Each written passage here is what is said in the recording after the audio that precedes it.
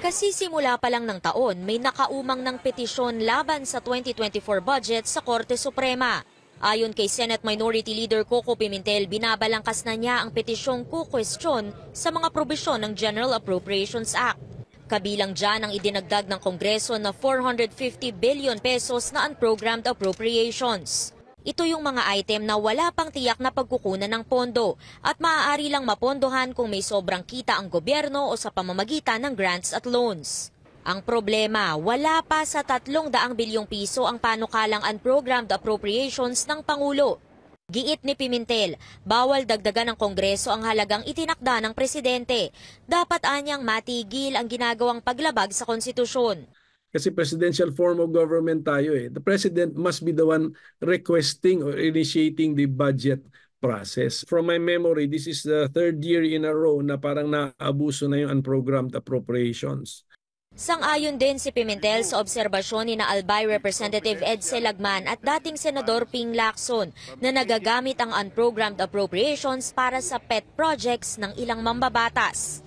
For 2023, nakita ko yun na mayroong mga nakasingit po doon na kung tignan natin, merong isang Ilocos Norte, merong isang Tacloban, merong isang Albay, mga ganun. So, kayo na lang ang mag-political mapping sino ang mga political leaders ang taga doon. Yan yung delikado dyan.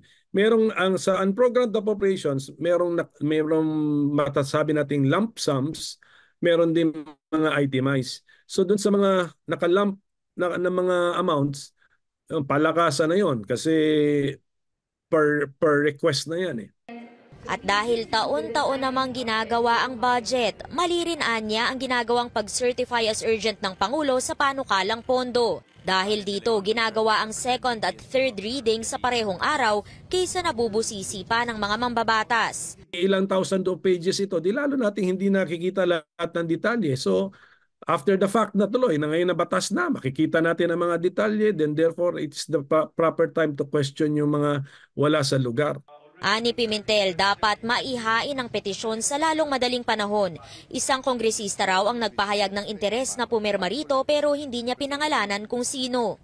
Sa isang text message, sinabi ni Lagman na kailangan nilang pag-usapan ni Pimentel ang petisyon. Una niya nang sinabi na dapat iakyat ang issue sa Korte Suprema para maitama ang mali at hindi na ito maulit. Depensa naman ni Albay Representative Joey Salceda, mismong Budget Department na ang nagsabing pwedeng dagdagan ng Kongreso ang unprogrammed appropriations dahil hindi naman ito kabilang sa tiyak na programa ng gobyerno sa buong taon. Gayunpaman, malaya raw ang kahit sino mang maghain ng kaso sa Korte Suprema.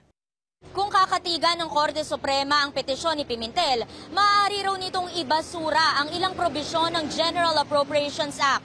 Pwede rin itong ideklarang unconstitutional ang buong 2024 budget. Kapag nangyari yan, magkakaroon ng reenacted budget o ipatutupad ng gobyerno ang budget plan mula sa nagdaang taon. Amor Santos, CNN Philippines.